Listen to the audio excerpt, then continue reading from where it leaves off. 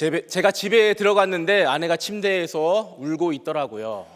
아이들이 속을 썩여서 그런 줄 알고 아이들을 살펴보니까 자기들은 전혀 아니라고 그런 눈치를 줍니다. 아내한테 얘기했습니다. 남편을 위해 기도하다 보니까 그렇게 눈물이 났구나. 그랬더니 아내가 이제 이렇게 얘기하더라고요. 폭삭 속았수다. 너무 슬퍼. 박보검이 너무 연기를 잘해. 뭐 이렇게.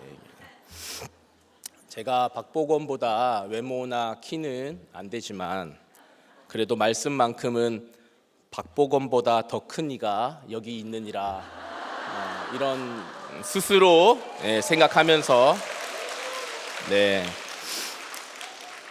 오늘 함께 말씀을 나눌 텐데요. 옆분에게 인사하겠습니다. 크신 주님이 여기 계십니다. 시작.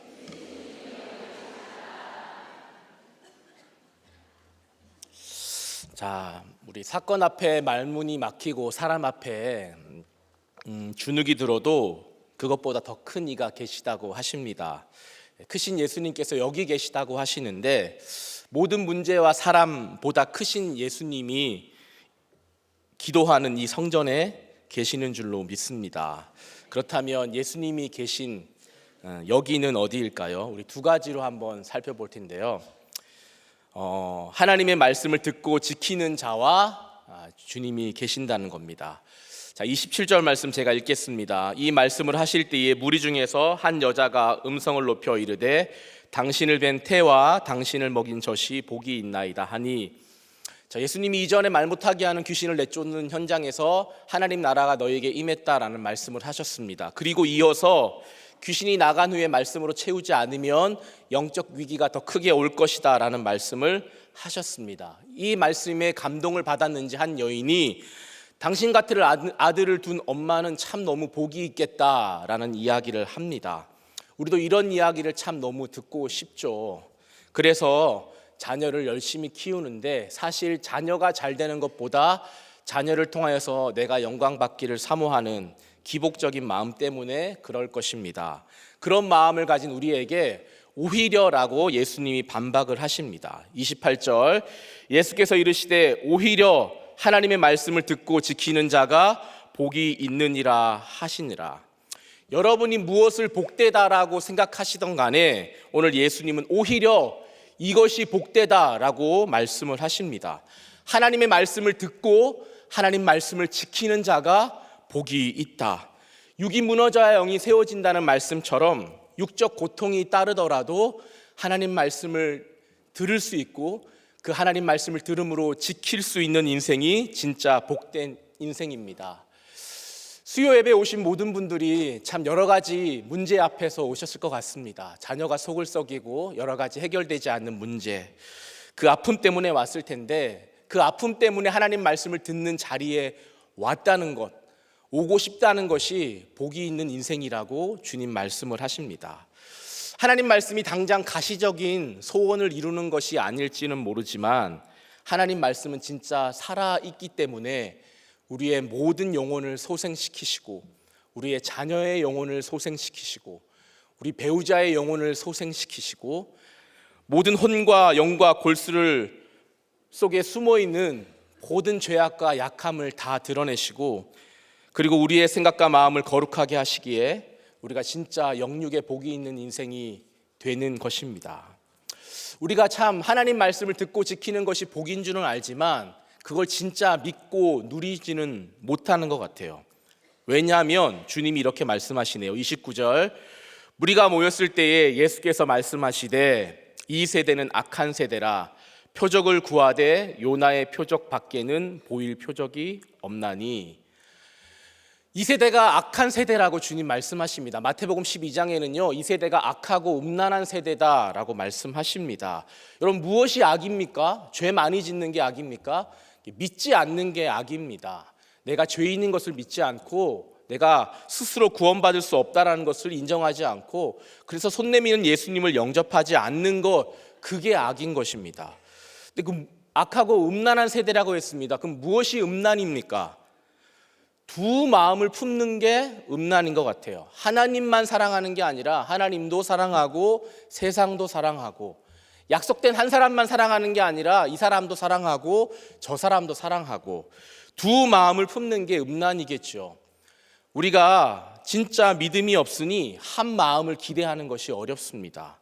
두 마음을 품으면서 늘 갈팡질팡하면서 우리는 내가 이루고 싶은 표적을 구하는 자들입니다. 그런 우리에게 예수님이 요나의 표적밖에는 없다고 말씀을 하시는 거예요. 자, 요나 이야기를 조금 해보겠습니다. 요나는 이스라엘의 원수인 아수르의 선교사로 가라고 하셨죠. 그런데 요나는 그게 싫어서 다시스행 배를 탑니다. 하나님이 요나를 순종케 하시기 위해서 강풍을 일으키시고 요나는 바다에 들어가 3일 동안 물속의 뱃속에서 지내게 됩니다. 그 3일 만에 물고기 뱃속에서 살아난 것이 요나의 표적이라고 얘기하는 거예요. 요나가 회개하고 다시스가 아닌 니느웨로 갑니다. 그런데 하나님 말씀 전했는데 대충 전했어요.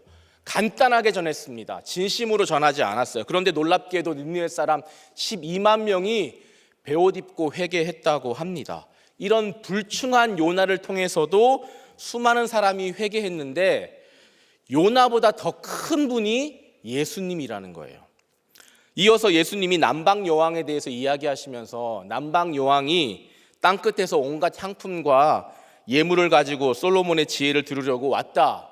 근데 역대하 9장에 보면 이 여인이 왜 왔냐면 솔로몬을 시험하기 위해 왔다고 해요. 역대하 9장 1절에 스바 여왕이 솔로몬의 명성을 듣고 와서 어려운 질문으로 솔로몬을 시험하고자 하여 이르되, 그러니까 시험하러 솔로몬한테 왔는데 솔로몬의 이야기를 다 듣고 난 다음에 이렇게 바뀝니다. 5절에 왕께 말하되, 스바 여왕이 남방 여왕이 솔로몬한테 얘기하는 거예요. 왕께 말하되 내가 내 나라에서 당신의 행위와 당신의 지혜에 대하여 들은 소문이 진실하도다.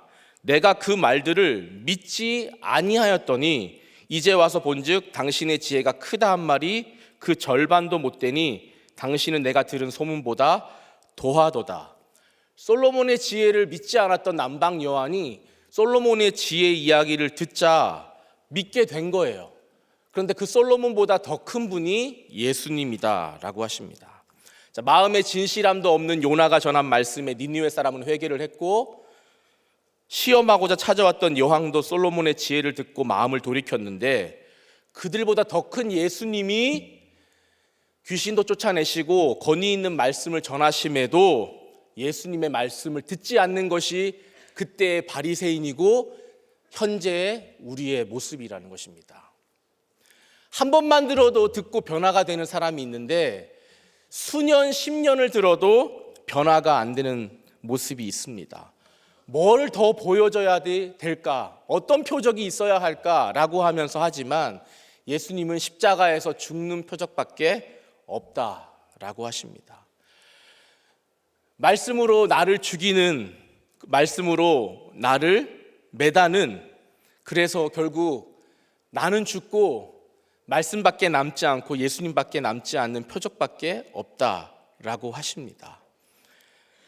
강하고 잘 되는 것만 보여주고 싶은 마음이 우리 가운데 있지만 우리의 가족도 우리의 자녀도 잘 됐으면 좋겠다라는 표적을 보여주고 싶지만 이렇게 우리들 교회 신앙생활 하니까 자녀가 이렇게 잘 컸어요 라는 이 표적을 우리가 보여주고 싶지만 약하고 안 되는 표적이 자꾸 드러나는 것은 우리가 십자가에서 죽지 않으려고 하기 때문입니다. 내가 십자가에서 죽지 않기 때문에 우리 가족이 오히려 죽는 것 같다, 이런 생각이 듭니다. 저도 하나님의 말씀을 듣고 지키는 복이 뭔지를 우리들 교회에 큐티하고 적용하면서 조금 알게 된 것 같아요. 제 이야기를, 제 간증을 조금 하면요, 제가 한 6년, 7년 전에 진짜 이건 제가 큐티한 이제 내용인데요. 제가 이제 고등부를 섬겼을 때입니다. 여러분 이제 여름이 되면 휴회를 가잖아요. 제가 이제 7년 전에 고등부 섬겼을 때는 사역자들이 주일날 수련회장에 들어가면 월화수 캠프를 하고 목금토 이렇게 캠프를 하고 토요일날 집에 돌아오는 이제 그런 거였습니다. 그해 여름도 굉장히 더운 여름이었어요. 에어컨이 없으면 살 수 없는 그런 여름이었습니다. 주일날 들어가서 월화수 캠프하고 목금토 캠프하고 이제 토요일이면 집에 돌아왔습니다. 제가 일주일 동안 너무 고생했다 스스로 칭찬하고 그 이제 파주 영산수련회에서 캠프를 하고 이제 저희 집이 근처인데 자유로를 타고 이제 쫙 토요일 날 내려오는데 너무 마음이 기쁜 거예요. 잘 끝났다라는 마음으로 기뻤고, 제가 토요일 날 집에 가면 제 아내랑 제 두 아들이 두 자녀가 이제 처가에 가고 집에 아무도 없는 거예요. 그래서 와, 이제 집에 가서 편하게 쉴 수 있겠다 이런 마음으로, 더 기쁜 마음으로 자유로를 이제 타고 쭉 내려오는데, 여러분 그렇잖아요. 여러분도 무언가 열심히 하다가 열심히 밖에서 일했는데 집에 들어갔는데 아무도 여러분에게 터치하는 사람 없고 편하게 쉴 수 있으면 기쁘잖아요. 그런 마음으로 이제 집에 제가 왔습니다. 저희 집이 이제 3층, 4층이었는데 에어컨이 없으면 이렇게 너무 낮에 더운 그런 이제 주택이었습니다. 제가 이제 1층에서 엘리베이터가 없이 4층까지 올라가는데 막 사슴이 올라가듯이 막 뛰면서 올라갔습니다. 계단을 올라갔어요. 근데 비번을 눌렀으면 띠띠띠띠띠 비번을 누르고 착 열었는데, 한낮에 아무도 없는 빈 집인데 문을 여니까 시원한 바람이 확 몰아치는 거예요. 그래서 뭐지? 그 짧은 순간에 뭐지? 이러면서 집에 있나? 아내랑 아이들이 집에 있나? 이런 생각을 하면서 집에 들어갔어요. 그래서 자기야, 여보, 애들 이름을 불렀습니다. 누구야? 각 방을 돌아다니면서 찾았는데 없는 거예요. 잠깐 나갔나? 근데 집이 너무 이제 깨끗하게 정리가 돼 있고 집이 비워져 있는 것 같아서 처가에 갔구나, 할머니 집에 갔구나 라고 생각을 했는데, 거실에 있는 에어컨이 틀어져 있는 겁니다. 희망 온도 20도에 맞춰놓고 에어컨이 돌아가고 있는데, 저희 아내가 처가에 화요일 날 간 거예요.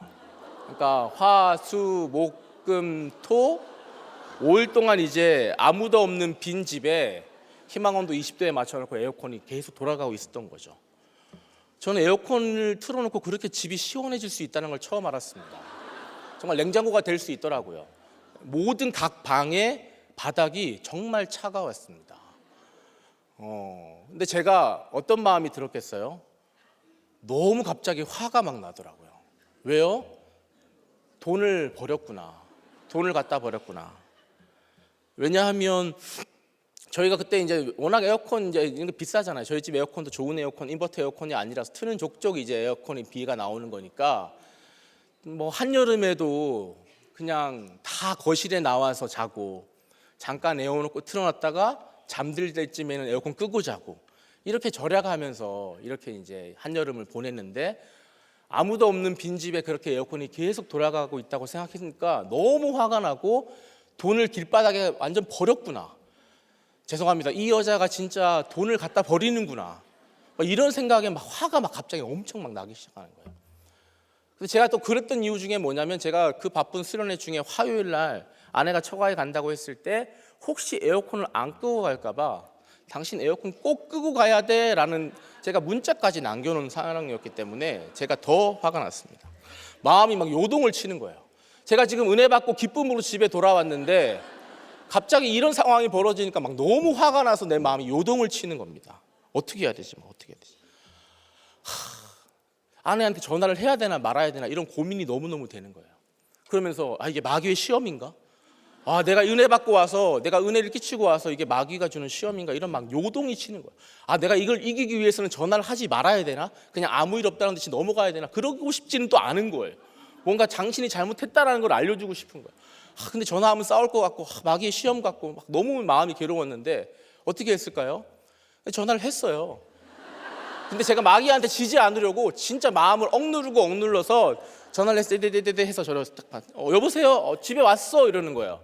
집에 왔어. 근데 당신 에어컨 켜두고 갔더라. 하하하하. 제가 막 이렇게 했어요. 근데 마귀한테 안 주려고. 내가 뭐 말을 험하게 하면 질 것 같으니까, 내가 마귀한테 시험에 질 것 같으니까 안 지려고 계속 하하하 웃으면서 허허허, 당신 어떻게 그럴 수 있어? 하하. 제가 엄청 이렇게 마음을 막 누르면서 얘기를 했어요. 그때 아내가 아니라는 거예요. 끄고 갔다라는 거예요. 거기에 갑자기 내가 화가 더 많이 나서, 아니야, 당신 켜놓고 갔어. 안 끄고 갔어. 켜놓고 갔어. 그래서 집이 엄청 지금 차가워. 저게 가만히 있는데 저절로 켜지는 그런 에어컨 아니잖아. 제가 막 이렇게 막 얘기하니까 아내가 또 아니라는 거예요. 자기 분명 확인했다. 그렇게 얘기하니까 제가 막 더 화가 나서 마귀한테 지지 마라, 지지 마. 이게 아니라 졌다 이제 난. 이제 마귀한테 졌어. 나는 졌어. 뭐 이제 마귀 시험이고 뭐고 난 일단 졌으니까 이제 싸우기 시작한 거야. 어떻게 그럴 수가 있냐고. 막 당신이 갑부집 딸이구나. 당신이 부잣집 딸이구나. 당신이 어떻게 그렇게 할 수 있느냐. 당신의 남편의 직업이 무엇인지 알지 못하느냐. 막 제가 온갖 말로 막 아내를 막 이렇게 했어요. 근데 아내가 이제 갑자기 온 전화에 이렇게 막 당하니까 전화를 다 끊어버렸습니다. 전화를 끊어보니까 제가 더 화가 나서 또 전화를 했어요. 전화 받아요, 안 받아요? 안 받아요. 여러 번 했는데 받아요, 안 받아요? 안 받아요. 그 다음에 이제 카톡을 보냈습니다. 어떻게 그럴 수가 있냐. 지금 내가 화요일 날 그렇게 문자를 남겼는데 그렇게 살펴보지 않고 키우고 갈 수가 있냐.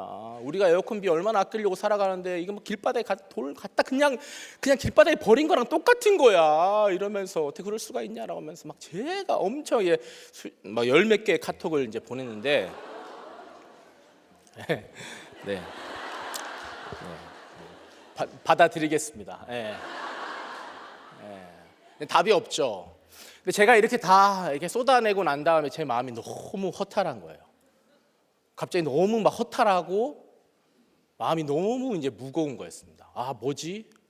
나 진짜 기쁘게 이 집문 열고 들어와서 일주일 동안 그때 다윗의 아들 압살롬의 반역에 대한 말씀을 일주일 동안 이제 나누면서 압살롬처럼 되지 말아야지 이런 말들을 참 많이 하고 회개했는데 뭐지 이런 마음으로 이제 들어왔는데 마음이 너무 허탈한 겁니다. 아, 뭐지? 너무 마음이 무겁고 그래서 그날 이제 큐티를 안 했길래 큐티책을 이제 폈습니다. 소파에 앉아서 그날 말씀이 이제 이 말씀이었어요. 사무엘하 19장 1절에서 3절까지인데 어떤 사람이 요압에게 아뢰되 왕이 압살롬을 위하여 울며 슬퍼하시나이다 하니 왕이 그 아들을 위하여 슬퍼한다 함이 그날의 백성들에게 들림에 그날의 승리가 모든 백성에게 슬픔이 된지라. 그날의 백성들이 싸움에 쫓겨 부끄러워 도망함 같이 가만히 성읍으로 들어가니라. 전쟁에서 이긴 그 이스라엘 군대가 기쁘게 다윗성으로 돌아온 거예요. 이제 반란군을 다 제압했으니까 우리는 이제 다윗 왕이 칭찬해 주겠지. 기쁘게 이제 그 성으로 돌아왔는데 오히려 다윗 왕은 압살롬이 구원받지 못하고 죽은 것 때문에 울며 애통하니까 그 백성들이 기뻐하며 돌아오다가 다 조용하게 들어올 수밖에 없었다는 본문이었어요. 이 말씀을 딱 보는데 기뻐하며 돌아온 백성이 딱 제 모습 같은 거예요. 저도 이 전리품을 얻겠다라는 생각으로 기쁨으로 이제 돌아왔는데 다윗이 막 울며 슬퍼하잖아요. 이 말씀을 보는데 하나님이 나는 기쁘게 막 돌아왔는데 하나님이 오히려 울며 슬퍼하고 계신다라는 생각이 들더라고요. 나 때문에 하나님이 울며 슬퍼하고 계신다라는 생각이 불현듯 들면서 제가 이제 수련회 때 있었던 일이 하나의 사건이 생각이 났습니다. 주일날 들어가고 월화수목금토 이렇게 나오는데 제가 수련회장은 지하에 있고 제 방은 이제 4층에 있습니다. 제가 수련회장에 아침부터 저녁 집회 끝날 때까지 많은 프로그램이 돌아가고 제 방이 있는데 제가 제 방에 있는 시간이 많을까요? 수련회장에 있는 시간이 많을까요? 수련회장에 있는 시간이 훨씬 많죠. 계속 프로그램이 돌아가니까.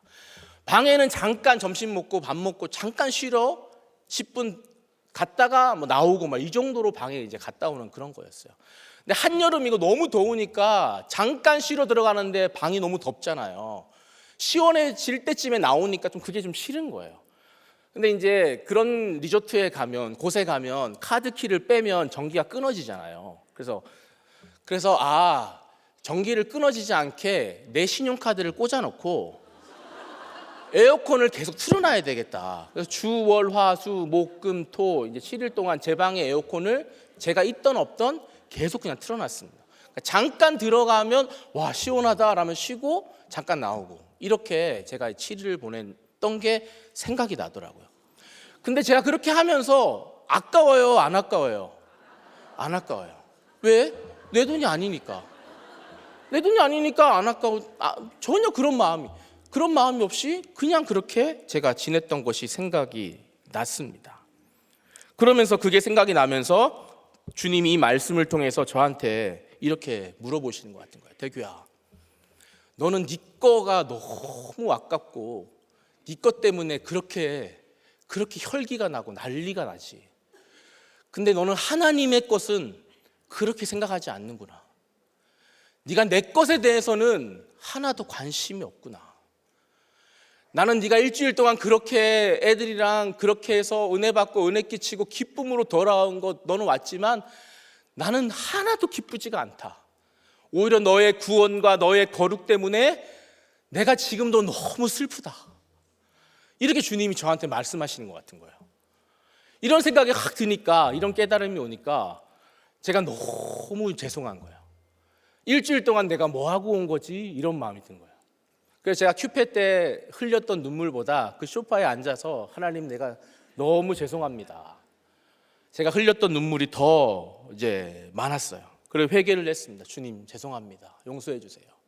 그리고 제가 아내한테 카톡을 보냈습니다. 여보, 집에 내가 이런 마음으로 돌아왔는데 이런 일이 일어났고, 왜 이런 일이 일어났을까 내가 큐티를 해보니까 수련회장에 있었던 일들이 다 생각이 났고, 결국 내가 말씀을 보니까 이런 말씀이야.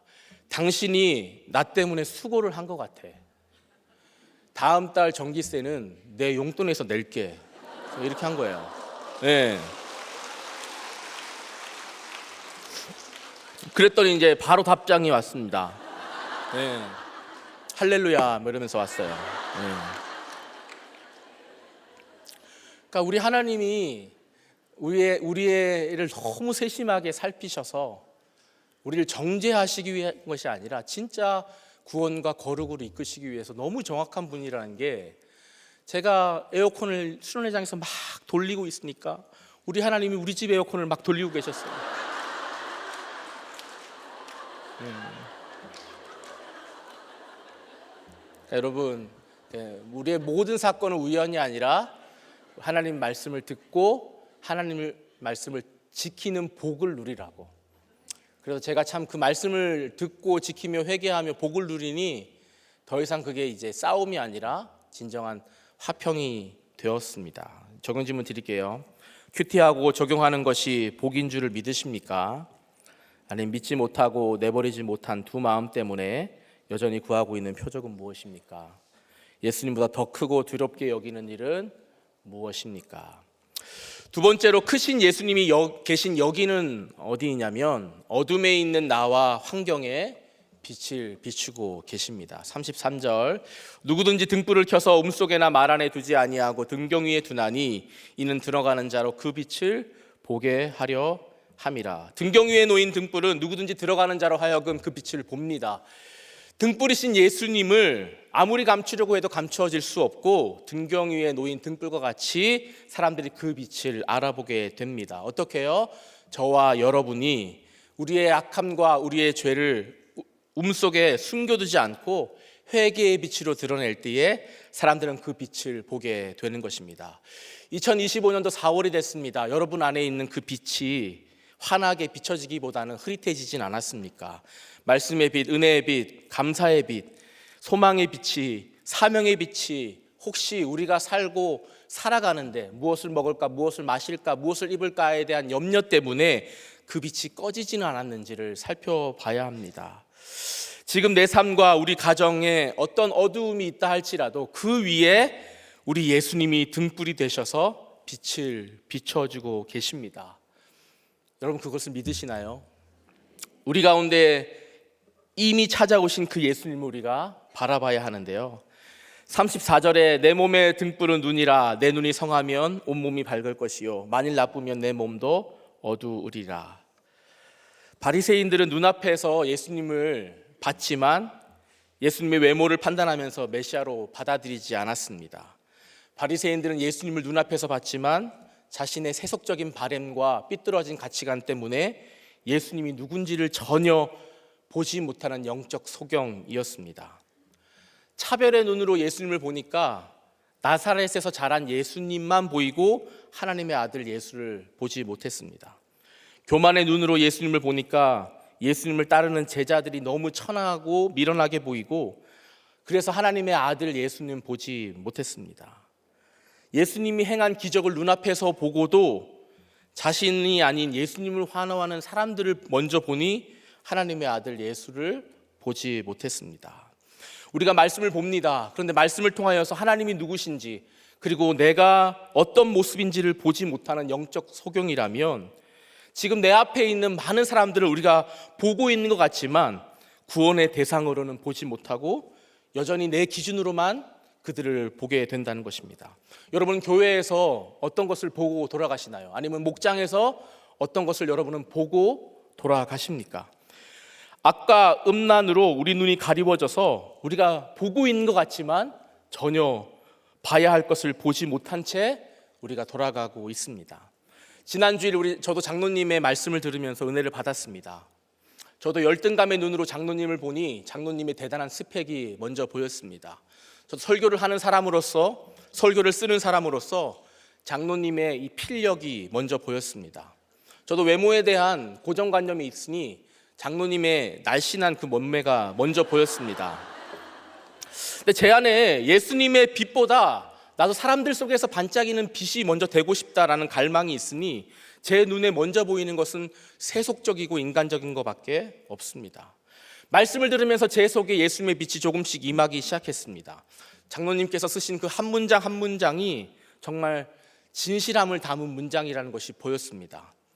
그리고 장로님의 지나온 모든 고단함에 눈물도 보였고 돌이킴의 진심도 보였습니다. 1부, 2부, 3부를 지나 청년들과 함께 예배를 드리면서 더 보이는 것이 있었습니다. 장로님께서 저 자리에 서시기까지 권찰님의 복종이 보였습니다. 그리고 아빠와 엄마 사이에서 여전히 힘들고 어려운 시간을 보냈을 그 아들이 공동체에 딱 붙어가는 믿음의 수고가 보였습니다.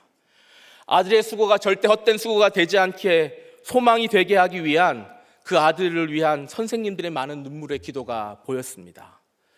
이렇게 우리는 보지 못하는 것들이 아직도 많이 있어요. 그 뒤에도 우리가 눈으로 보지는 못했지만 보이지 않는 세계 속에서 그 시간 속에서 하나님이 어떻게 한 사람을 섭리하시고 간섭하시는지, 우리가 한 사람의 삶을 자세히 들여다볼수록 하나님의 섭리를 보게 되는 거예요. 하나님은 우리가 그것을 알아봐 주기를 바라고 알아채기를 바라고 계십니다. 그런데 우리는 가족에게 그것이 참 봐지지가 않죠. 저도 밖에서 집으로 들어가면 늘 불안한 마음으로 현관문을 열 때가 있습니다. 고등학교 딸과 엄마 여러 가지 문제로 다투고 싸우고 울고불고 하는 모습을 제가 봐야 하는 것이 참 불편해서 집에 들어가는 때가 어려울 때가 있어요. 그렇게 난리를 치는 딸도 참 이상해 보이고 그것을 받아주지 않고 따박따박 이렇게 잘잘못을 따지는 아내도 이상해 보입니다. 그 뒤에서 조용히 그냥 있으면 될 것 같은데 또 아들은 때로는 누나를 질책하며 엄마에게 뭐라고 하면서 이제 중간에 끼어들어서 더 난동을 일으키는 아들을 보면 또 제가 이상하게 보여요. 나는 괜찮고 나는 정상이고 저렇게 다 이상하게 하는 가족들만 보이는 것 같아요. 어떤 상황이든 심지어 어떤 싸움이 일어나든지 간에 우리 가정이 주님의 은혜의 빛 아래 놓여져 있다는 것을 잊지 않는 것이 참 중요한데 저는 아무런 일이 일어나지 않는 표정만을 구하기에 사실 낙심하는 마음이 예수님보다 더 크게 자리 잡게 됩니다. 오늘 말씀을 이렇게 보면서 우리의 집에 이제 또 이런 사건이 좀 여러 가지 사건이 찾아오면서 제 눈이 성하지 못하니까, 제 눈이 진짜 말씀으로 보지 못하니까, 제 눈이 정말로 하나님의 시선으로 보지 못하니까 제 딸과 제 아들과 제 아내가 또 수고를 하는구나, 이런 생각이 들었습니다. 저를 통하여 예수님의 빛이 드러나야 하는데 저를 통하여 온갖 악취와 세상의 빛이 드러나려고 하니 우리 안에 그런 어려움이 또 찾아오지만, 하지만 하나님께서 은혜의 빛을 우리 가운데 비추시고 그 빛을 통하여서 우리 눈이 성하여 또 우리가 구원의 대상으로 보는 많은 사람들, 가족들을 통하여 모든 것을 구원으로 이끄실 줄로 믿습니다. 아멘이시죠? 제 딸이 이제 어제 여러 사건을 통해서 학교에 이제 등교 중지를 당하고 이제 집에 있습니다. 제가 참 너무 이게 생각을 해보면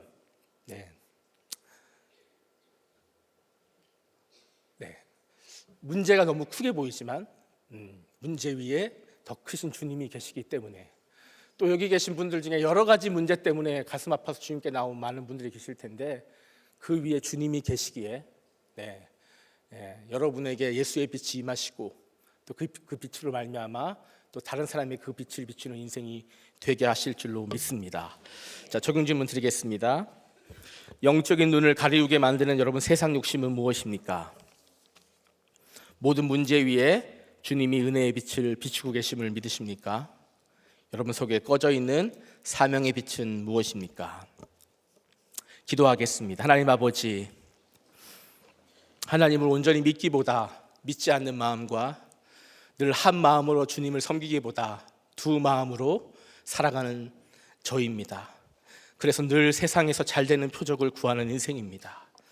하나님 말씀을 대하지만 정작 제가 기울여 듣는 것보다, 지키려는 적용보다는 그것을 이용하려는 죄인입니다. 상황을 보면 예수님보다 더 큰 문제가 보이는 것 같습니다. 피하고 싶고 도망하고 싶은 마음이 있습니다. 주여, 그렇지만 모든 것보다 주님이 훨씬 크시다고 하십니다. 사건보다 사람보다 주님이 크다고 하십니다. 주님이 은혜의 빛을 우리의 삶에 비춘다고 하십니다. 한순간도 그 은혜의 빛이 떠난 적이 없다고도 하십니다.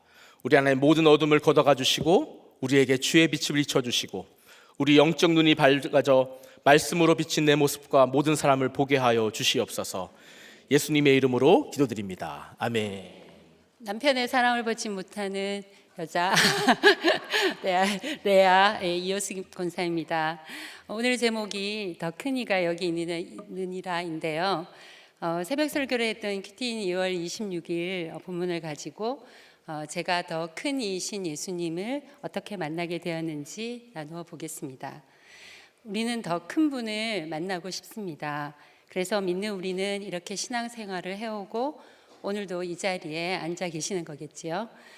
만나고 싶은 분인 예수님을 만나려면 그분이 하시는 말을 잘 들어야 합니다. 오늘도 우리 예수님이 해주시는 말을 귀 기울여 듣길 원합니다. 첫 번째로 예수님은 말씀을 듣고 지키는 자가 복이 있다고 하십니다. 27절 이 말씀을 하실 때라고 시작합니다. 귀신이 쫓겨갔지만 말씀이 채워지지 않으면 그 형편이 더 안 좋아진다는 말씀을 하시는 그때에 무리 중에서 한 여자가 예수님의 어머니를 당신을 뵌 태와 당신을 먹인 젖이 복이 있다면서 축복합니다.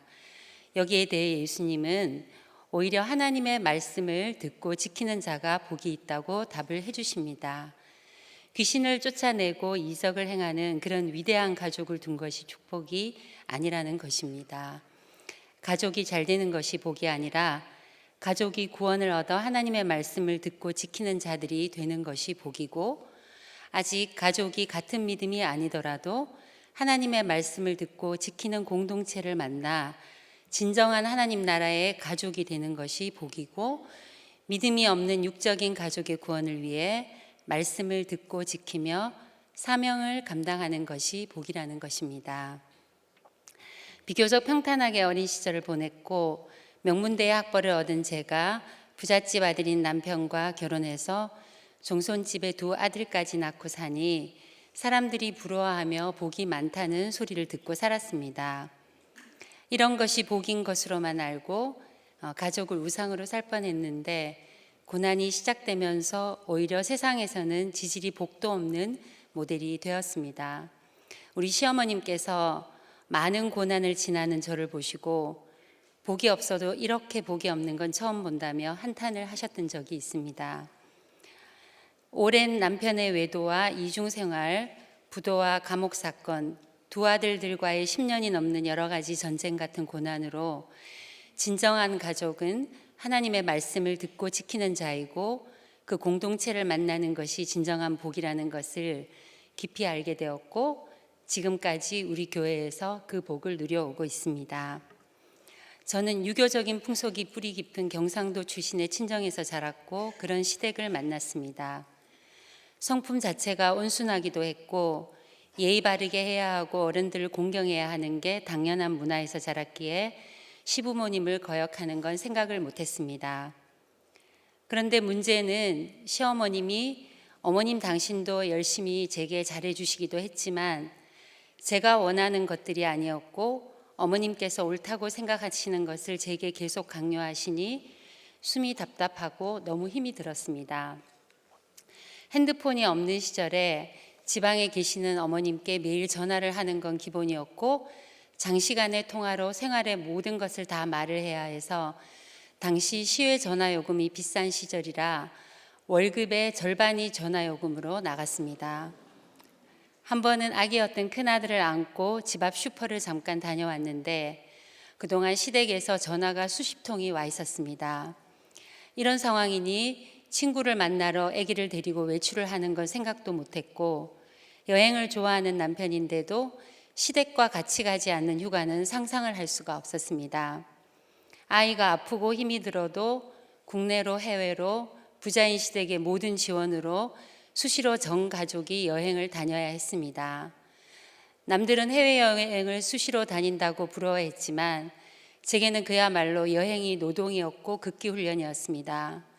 자랑처럼 들릴까봐 친구들에게도 여행이 힘들다는 얘기를 하지 못했는데 그때 여행이 즐거우려면 어디를 가느냐보다 함께하는 사람이 중요하다는 것을 깨달았습니다. 저는 어릴 때부터 인정받는 것에 익숙해져서 그것을 계속 유지했어야 했는지 너무 답답했지만 깰 힘도 없었고 계속 시부모님들에게 맞추는 생활을 하며 종노릇을 하고 있었습니다. 좋은 며느리라는 우상과 중독을 끊지를 못했습니다. 예수를 믿으면서도 말씀도 사명도 몰랐던 제가 친정엄마 장례를 치르고 돌아온 날 여자 문제로 가출을 한 남편의 사건으로 말씀을 듣게 되었고 매일 큐티를 하면서 하나씩 저의 잘못된 삶을 돌이키게 되었는데 막상 바람을 피고 언어폭력에 때리기까지 하는 남편에게 순종을 하는 적용은 쉽지 않았습니다. 말씀을 보며 육적인 바람은 피지 않았지만 제가 얼마나 영적인 음란을 행하며 교만으로 영적 공동체를 무시하고 하나님만 경외하는 삶을 살지 못했는지를 깨닫고 회개하게 되니 바람을 피며 저를 무시하고 미워하는 남편에게 한 가지씩 순종할 수 있었습니다. 그러면서도 다른 건 몰라도 지금이 조선시대도 아니고 남편의 바람이 계속되는 것은 안 된다는 저의 고정관념은 깨어지지 않았습니다. 이후 남편의 이중생활이 다 드러나게 되었을 때 하나뿐인 내 인생을 이런 해결 안 되는 말하기도 찌질한 고난에 다 허비할 수는 없다는 마음과 그래도 말씀을 따라가고 싶은 두 가지 마음이 충돌했고 그 갈등이 극에 달했는데 당시 습관이 되었던 큐티를 하며 마침내 머리로만 들었던 말씀이 내 삶으로 내려오며 돌같은 저의 가치관이 깨어지는 은혜가 임했습니다. 요한계시록 1장 9절에 나 요한은 너희 형제요 예수의 환난과 나라와 참음에 동참하는 자라. 하나님의 말씀과 예수의 증거를 인하여 밤모라 하는 섬에 있었더니라는 말씀이 들렸고 제가 요한처럼 남편의 이중생활이라는 삶에 갇히고 예수의 환난과 나라와 참음에 동참하는 것이 믿어져서 다른 거 다 해도 그 한 가지는 못하겠다는 남편의 이중생활을 받아들이고 순종하는 선택을 할 수 있었습니다.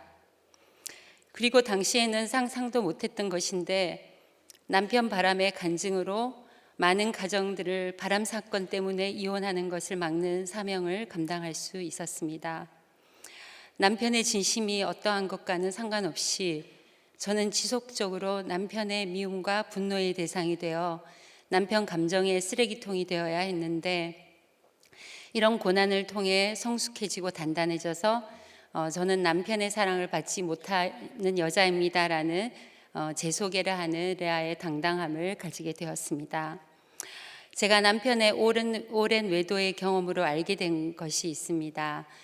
남편이 사랑해주는 아내들은 거칠 것 없는 당당함이 있지만 남편의 사랑을 못 받는 아내들은 그 특유의 우울하고 그 칙칙한 그 표정이 있습니다. 남편이 바람 피는 분들은 아마 아실 거예요. 제가 그랬었기 때문에 잘 아는 거죠. 그런데 지금 제 얼굴은 부활한 얼굴 같지 않습니까? 저는 그러니까 이 정도로 바람을 피워주는 남편의 수고가 아니었다면 행복한 가정과 인생을 만들겠다는 자기 열심과 자기 숭배의 우상을 버리지 못했을 것입니다. 말씀을 듣지도 않고 지키지도 않는 선택을 계속 해갔을 것입니다. 저를 이렇게 복된 공동체의 딱풀 성도가 되게 하고 복 있는 사람으로 되게 해준 최고의 공로자가 남편이기에 남편에게 고맙고 또 수고하게 한 것이 미안합니다. 또 예전의 사랑과 비교할 수 없는 어마어마한 하나님의 사랑을 알게 되었기에 내가 십자가에 죽는 그 사랑을 조금씩 하면서 내 힘으로는 지킬 수 없었을 결혼을 지켜내고 또 다른 지체들의 결혼을 지키도록 돕는 사명을 감당하는 복을 누리게 되었습니다. 두 번째는 예수님께서는 표적을 구하는 우리에게 요나의 표적밖에는 보일 표적이 없다라고 하십니다. 29절에서 32절 말씀입니다. 예수님은 모인 무리에게 이 세대는 표적을 구하는 악한 세대라고 책망하십니다. 이 세대는 악하고 음란하다는 두 가지라고 말씀하십니다. 성경적인 가치관을 갖지 않으면 신앙생활의 목적조차 악하고 음란하게 살기 위한 것임을 이야기해 주십니다. 지금은 제가 100% 악하고 음란한 죄인임이 고민할 것도 없이 인정이 되지만 예전에는 그렇지 못했고 뭔가 내 안에 의가 있을 것 같았습니다. 나는 의인이고 너는 죄인이다. 그렇게 여기다가 또 고난이 계속되니 고난 많은 나는 죄인이고 고난 없는 너는 죄인인 것 같이 죄인이 아닌 것 같이 그렇게 여겨져서 이렇게 주눅이 들기도 했었습니다. 근데 지금 이제 말씀이 들리는 지금은 모든 인간이 악하고 음란한 죄인이라는 게 믿어져서 나도 죄인, 너도 죄인의 평안함과 자유함을 누리게 되었습니다. 예수님께서는 악한 세대에게 요나의 표적밖에는 보일 것이 없다고 하시는데 이것은 죽어주는 것보다 더 큰 표적은 없다는 뜻입니다. 끝없는 희생과 용서로 십자가 지는 삶을 보여주는 것입니다. 저희 친정엄마는 갑작스런 백혈병 진단을 받고 2년 투병 끝에 돌아가셨습니다. 제게는 모든 뒤를 봐주는 엄마이기도 했기에 너무 힘들었는데 엄마가 돌아가시기 얼마 전에 엄마가 다니시던 교회에서 목사님들과 여러 성도님들이 병원에 찾아오셨는데 그때의 일이 기억이 납니다. 엄마처럼 좋은 분은 꼭 나을 것이다라며 엄마가 낫기를 위해 혼신을 다해 손을 얹고 기도를 다 함께 해주셨습니다. 제가 비록 믿음이 없었지만 아무리 내가 바라는 바라고 하더라도 엄마가 사시지 못할 수도 있겠다는 마음이 들었는데 그 누구도 죽음의 이야기를 꺼내지 않았습니다. 지금 우리들 교회 같으면 성도들은 암이 걸리신 분 병문안을 가도 목장에서도 죽음과 이후의 영원한 생명에 대해 다 드러내놓고 말을 하는 걸 당연하게 생각합니다.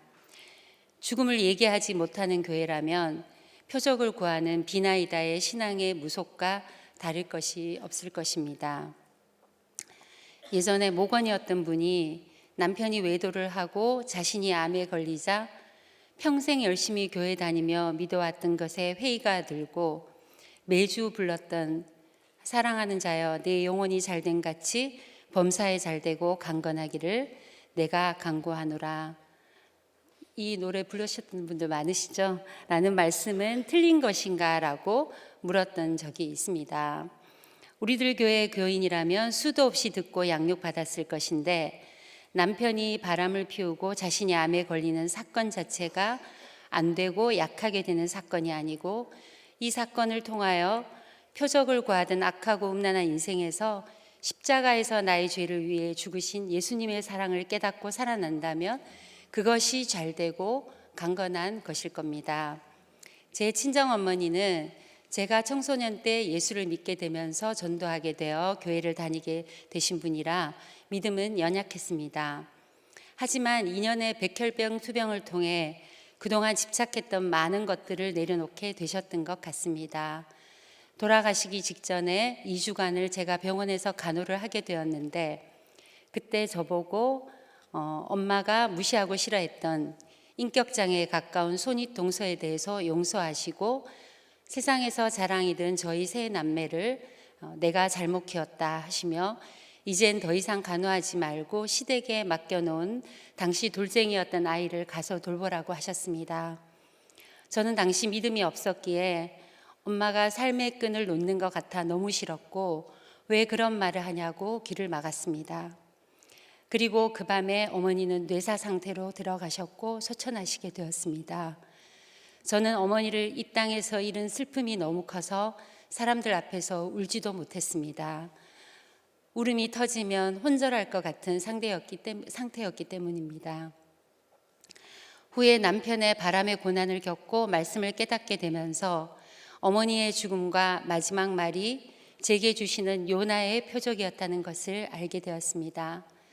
세상의 가치관으로 가족을 위해 참 열심히 살아온 어머니가 병을 통하여 그 삶이 얼마나 악했는지를 깨닫고 자신이 죄인임을 고백하고 있는 그 자리에서 저의 삶을 살라고 유언해 주셨음을 알았습니다. 저는 내 의와 열심의 자기 숭배의 함정에 빠져 있었던 사람이라 남편이 몇 년 안에 외도를 끊고 돌아왔더라면 바로 이 표적이다 하면서 제가 한 모든 방법들을 숭배했을 것 같습니다. 하지만 제가 할 수 있는 모든 걸 다해도 남편의 외도가 끊어지지 않고 계속되자 비로소 요한계시록 큐티를 하면서 제가 말씀을 읽는 것이 아니라 말씀이 나를 읽어가는 것이 시작되었습니다. 사단이 들락날락하던 저의 삶에서 무섭게 저를 지키던 사단의 세력에서 강한 주님이 통치를 시작하시게 된 것 같습니다.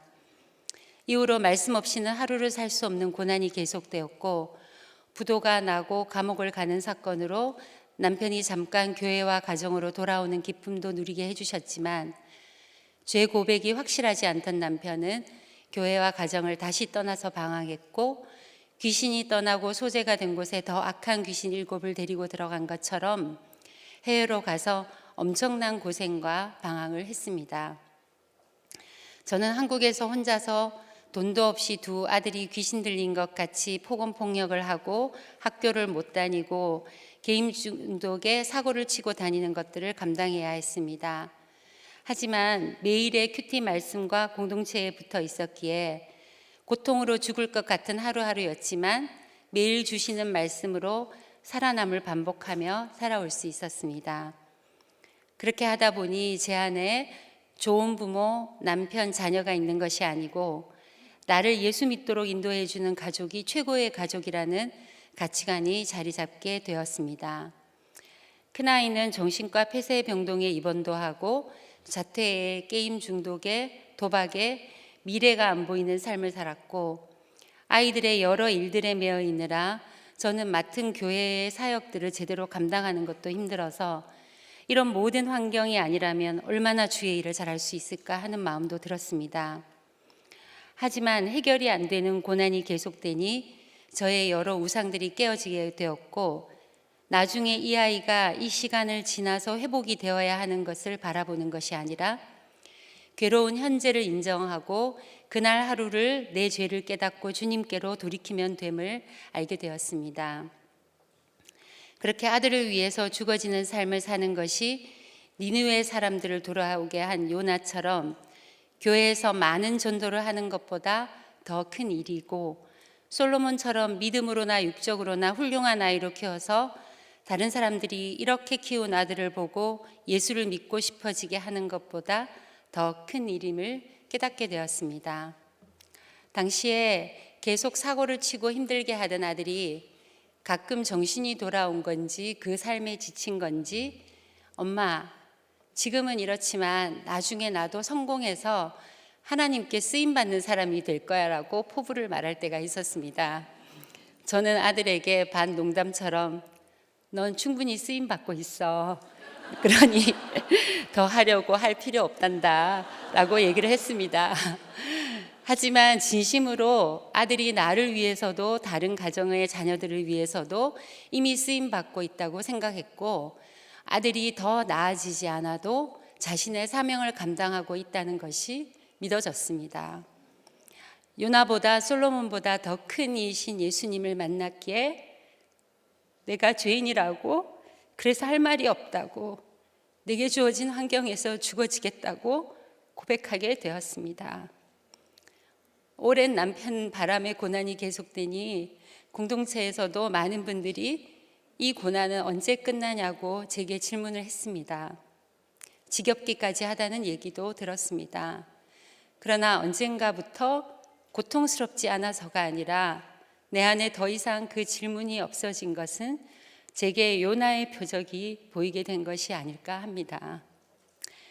세 번째로 예수님께서는 어둡지 아니한가 보라고 하십니다. 33절에서 36절까지의 말씀입니다. 등불은 등경 위에 두어서 들어가는 자로 그 빛을 보게 하려 한다고 하십니다. 우리 교회는 매주 선포되는 빛의 말씀이 있고 그 빛에 비추어진 간증들이 넘쳐납니다. 눈이 나쁘면 네 몸도 어두울 것이라고 하십니다. 하나님의 빛 가운데 숨겨지지 않는 나의 죄와 부족함이 오픈될 때 눈이 성해지고 제대로 볼 수 있게 됩니다. 눈이 성하다는 것은 건강한 가치관을 가지는 것이라고 하십니다. 눈이 성하기 위해서는 말씀의 빛으로 계속 나가야 할 것입니다. 저도 남편 바람, 부도 난 것, 남편이 감옥에 간 것, 아이의 비행과 가출, 자퇴, 정신병원 입원 등의 사건들을 겪으며 공동체에 저의 수치스러운 사건들을 나누면서 걸어왔습니다. 그럴 때마다 말씀에 비춰지게 되어 말씀의 가치관으로 제 영적인 눈이 점점 더 성하게 치유되었고 어둠에 갇혀있던 부분이 하나씩 빛을 받아 자유하게 되었습니다. 매일 눈을 뜨면 큐티인이 있고 어떠한 사건도 말씀과 공동체에서 드러내면 빛을 비춰주시고 제 어두운 곳을 밝혀주심을 계속 경험하고 있습니다. 양육 일과에 누가복음 5장 말씀이 나오는데 저도 여러 번 큐티를 한 본문입니다. 어떤 사건이 와도 아침에 눈을 뜨고 큐티인 그날 본문을 펴면 실패한 나의 빈배에 예수님이 오르시는구나. 뭔지 모르는 힘들고 어려운 곳이지만 깊은 데로 가서 그물을 내려 고기를 잡으라고 하시는구나. 그러면 그물이 찢어지도록 고기를 잡게 하시는구나. 사명을 주시는구나 하고 말씀 그대로 큐티를 하면 저를 어둡게 하던 어떤 사건도 더 이상 저를 어둡게 하지 못하게 제 눈이 밝아지게 되었습니다. 여러 고난을 지나면서 제가 지나온 어제도 어찌할 수 없고 아직 오지 않은 내일을 살 수 없음을 알게 되었고 오늘의 일용할 양식을 구하며 그날의 큐티를 했습니다. 그냥 오늘 주어진 하루를 내 어둠에 빛을 비추는 큐티를 쓰면서 하고 회개하는 매일이 행복합니다. 거룩을 향해 가니 행복할 상황이 아닌데 행복함을 느낍니다. 내일 어떤 일이 올까 두려움에 떨면서 안 당하려고 막기에 할 수 있는 모든 것을 하려 했던 제가 내일 어떤 일인가는 오겠지만 적어도 오늘은 어제보다 낫고 내일은 오늘보다 나을 것이 기대가 됩니다. 그것은 어제보다 오늘 하나님을 더 알게 되었고 오늘보다 내일 하나님을 더 알게 될 것이기 때문입니다. 오늘 큐티 말씀처럼 아브라함과 이삭과 야곱의 하나님이 제 안에서 부활의 생명을 더 크게 하실 것이기 때문에 그렇습니다. 제가 목자가 되면서부터 매일 어머님께 하던 전화를 계속하는 것이 힘들어졌습니다. 잠깐의 안부 전화이면 상관이 없겠지만 목장을 해야 하는데 전화가 시작되면 끊지 않으시는 어머님과의 통화는 어떻게든 해결을 해야 했지만 당시 제게는 쉬운 일이 아니었습니다. 당시엔 어머님께 전화를 안 한다는 건 이후에 여러 정신적인 보복을 감당해야만 하는 것이었습니다. 하지만 목자의 사명을 감당해야 하는 말씀의 빛이 비추어졌기에 저는 남들이 보기엔 웃을 수 있지만 우리 집안에 내려오는 풍속의 산당을 깰 수가 있었습니다. 시간에 맞춰 안부 전화 드리기를 중단했고 이후 전화를 드리지만 제가 드릴 수 있는 시간에 전화를 드리는 것이 되었습니다. 20년이 다 되어가는 지금까지도 수시로 너는 전화 안 하는 애잖아, 너는 전화 안 받잖아는 꼬리표로 싫은 소리를 들어야 하지만 그런 소리를 안 들어야 하는 사람이라고 생각했던 저의 교만을 회개하니 아, 그렇죠. 제가 전화를 좀 안 하죠? 라고 어머님의 이야기에 웃으며 답을 하게 됩니다. 예전 같으면 아니, 전화를 안 하다니. 그저께도 전화하고 지금도 전화하는데 그러면 이건 뭐야? 정말 전화 한번 안 해봐? 하는 그런 분이 이 밑에서 부글부글 올라오곤 했을 것입니다. 100% 죄인이 인생에서 싫은 소리를 안 듣겠다는 것이 얼마나 말이 안 되는 산당인지를 많이 묵상했고 조금씩 선전인 나를 개혁을 하게 되었습니다. 그래서 예전엔 그렇게도 안 되는 그렇군요 라고 라가 되는 것 같습니다. 큰아들의 혼전 임신으로 생각지도 못했던 한 집에서 큰아들 내외와 손녀와 사는 생활을 8년을 하게 되었고 이번에 둘째 손자가 태어나면서 가까운 곳으로 분가를 하게 되었습니다. 며느리와 8년을 살면서 사람들이 많이 힘들겠다고들 했지만 제 안에 좋은 시어머니가 되겠다는 산당을 무너뜨렸기에 8년의 시간을 잘 보내는 형통함을 누린 것 같습니다. 젊은 여자 집사님들의 나눔을 들으면서 저는 어떻게 하면 좋은 시어머니가 되는가 하고 살펴보았더니 시어머니는 죽는 것밖에는 답이 없다는 결론을 내렸습니다. 그렇다고 죽을 수는 없으니 좋은 시어머니는 없다라고 십자가에서 죽는 것밖에 없다 싶었습니다. 그렇다고 일부러 잘못하고 며느리를 학대할 일이 없지만 절대로 좋은 시어머니가 되기 위해 잘하지 않았습니다. 못할 것은 거절을 하고 죄인이 인생의 싫은 소리를 들어도 마땅하다는 것을 받아들이니 비교적 편하고 즐겁게 같이 생활했던 것 같습니다. 며느리의 입장은 며느리에게 물어봐야 할 것 같긴 합니다. 저희 시어머님에 대한 이야기를 드렸는데 세상적으로는 아버님의 외도와 폭력에도 가정을 지키고 집안 대소사를 완벽하게 감당하고 칭찬받는 어머님이셨지만 더 큰 이인 예수님을 만나지 못했기에 가족 우상의 세상 가치관으로 사셨습니다. 어머님 당신은 좋은 시어머니라는 것을 굳게 믿고 계신데 저도 다를 바 없이 그런 풍속을 따르다가 죽을 뻔한 인생이었다는 것을 생각합니다. 남편의 많은 수고 덕분에 요나보다도 솔로몬보다도 더 큰 이이신 예수님의 등불을 내 인생에 모시게 되어서 제가 얼마나 더러운 죄인인지를 날마다 보는 은혜를 공동체에서 누리고 있습니다. 제가 되고 싶거나 될 수 있어서가 아니라 이렇게 있다가 보니 히스기야의 엄마처럼 믿음의 어머니가 되어가고 있는 것 같습니다. 많이 영육간에 회복이 되어 두 아이의 아빠가 되어 회사 일도 잘 감당하고 부목자로 섬기는 큰아들과 청소년부 간사로 섬기며 청년부 목자로 섬기고 직장일도 잘하고 있는 둘째 아들이 최근에 말씀의 빛이 비추어지는 사건으로 자신들의 음란의 죄를 공동체에 오픈을 하게 되었습니다. 오랜 우리 집안의 풍속이라 악의 평범성이 될 뻔한 중독인 음란에 대해 개혁자인 히스기야처럼 성전인 자신들을 열고 빛으로 드러나게 해주신 것에 감사드립니다. 또 본인들의 고백으로 오픈한 것에 말씀의 빛으로 치유해 주실 것을 믿습니다. 오랫동안 기도해 왔지만 외국에 있는 남편이 한국에 올 때만 목장에 참석하고 온라인으로는 매주 목장을 참석하지 않고 있었는데 올해부터 온라인 목장에 계속 참석하고 있습니다. 매주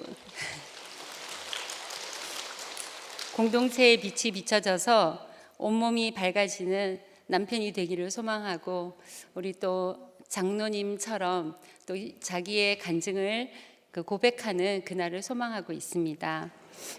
마지막으로 저는 올해 대구채플평원을 맡게 되어 섬기게 되었습니다.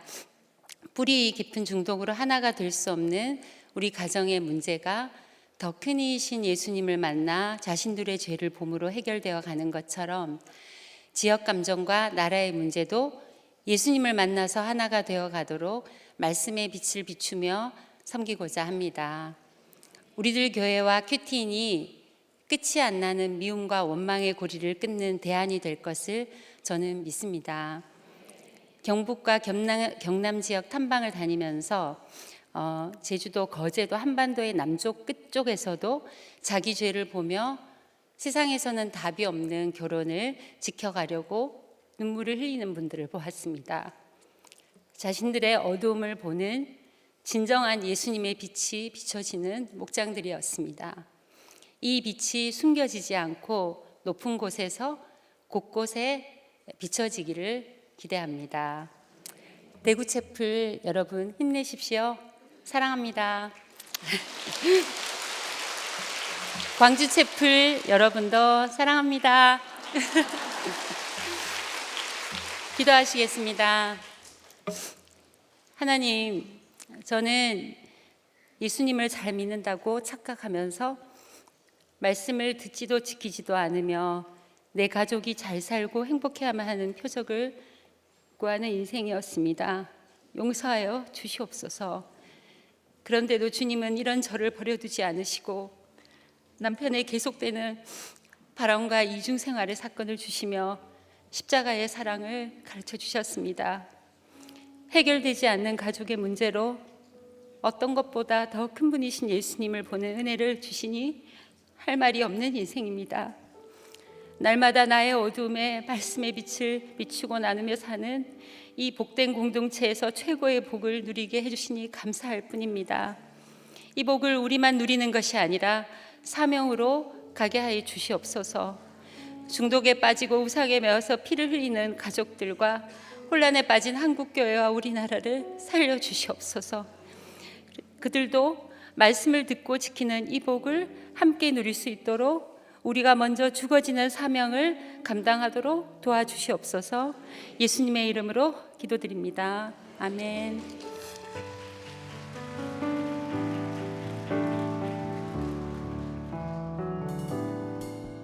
고달픈 삶의 은혜도 무뎌지고 곧 사라질 것에 내 맘 두네. 헛되고 헛된 것들을 바라보며 그 은혜를 놓치며 살았네. 주어진 삶을 묵묵히 살아가며 날 붙드신 주 예수를 보내. 사망 가운데 놓여진 나의 삶을 날 건지신 그 이름 예수. 나의 한숨을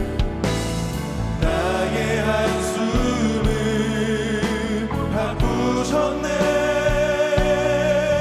주를 향한 노래로, 소망의 노래로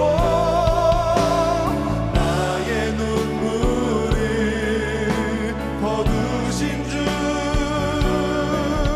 예수 이름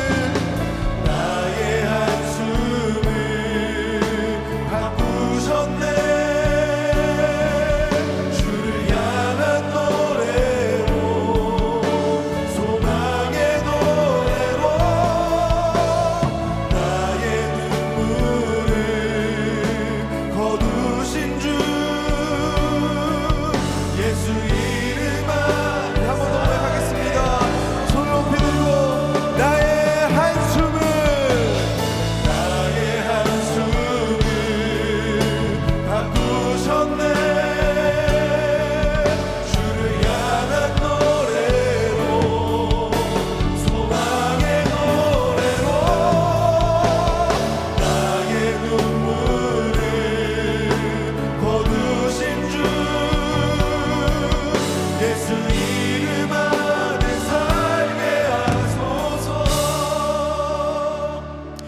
이 시간 우리 악하고 음란하다고 하시는 주의 말씀을 인정하며 고백하십시다. 말씀을 무시하고 듣기를 거부하는 교만함이 있다면 주님께 가져가 회개합시다.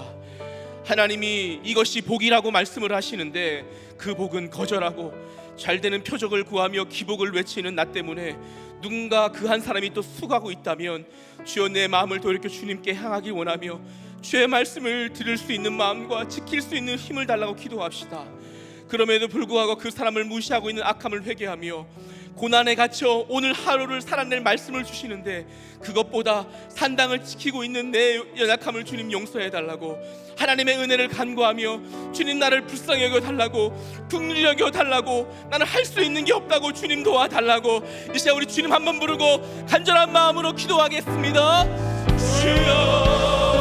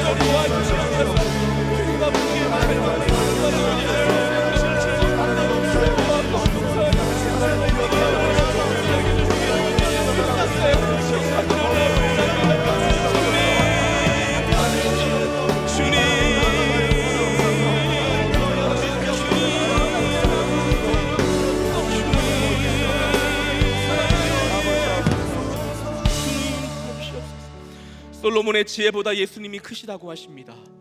요나의 그 어떤 표적보다 예수님이 훨씬 크시다고 하십니다. 여러분 사건과 문제 앞에서 예수님이 보이지 않으십니까? 여전히 두려워하고 걱정하고 염려하며 어떻게 해야 할지를 알지 못하고 계십니까? 내 문제와 우리 가정 때문에 우리 교회 때문에 염려하고 계십니까? 크신 예수님을 신뢰하며 그분의 말씀을 따라가 십자가를 져야 한다면 그 십자가를 질 수 있게 해달라고 기도합시다. 내가 죽어야 누군가가 살아난다면 잘 죽을 수 있도록 기도합시다. 예수님은 가르치시고 고치시고 귀신을 쫓아내셨지만 결국에는 십자가에서 죽으심으로 우리에게 표적을 보여주셨습니다. 우리가 할 수 있는 게 없습니다. 십자가에서 죽는 것밖에 우리가 할 수 있는 것이 없습니다. 십자가에서 잘 죽는 우리 인생이 되게 해달라고 기도합시다. 가정에서 교회에서 내가 말씀대로 따라 살 수 있는 인생이 되게 해달라고 기도합시다. 그렇게 한다면 하나님 우리의 가정을 살리시고 하나님 우리의 교회를 붙으실 줄로 믿습니다. 내가 할 수 있는 표적은 십자가를 지는 표적입니다. 그것을 잘 지는 인생이 되게 해달라고 그렇게 우리 가정과 우리 교회를 살려달라고 그냥 간절한 마음으로 주여 한번 부르고 기도하겠습니다. 주여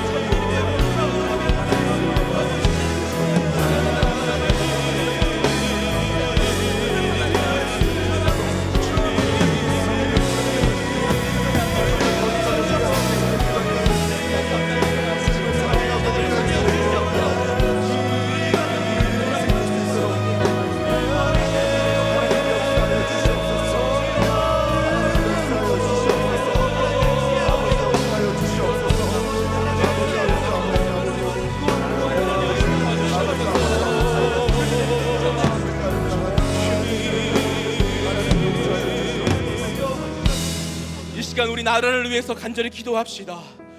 우리 나라가 그 어느 때보다 어둠 가운데 있습니다. 복음의 빛이, 말씀의 빛이, 예수 그리스도의 그 빛이 우리 가운데 강하게 비춰지기를 다시 한번 간구합시다.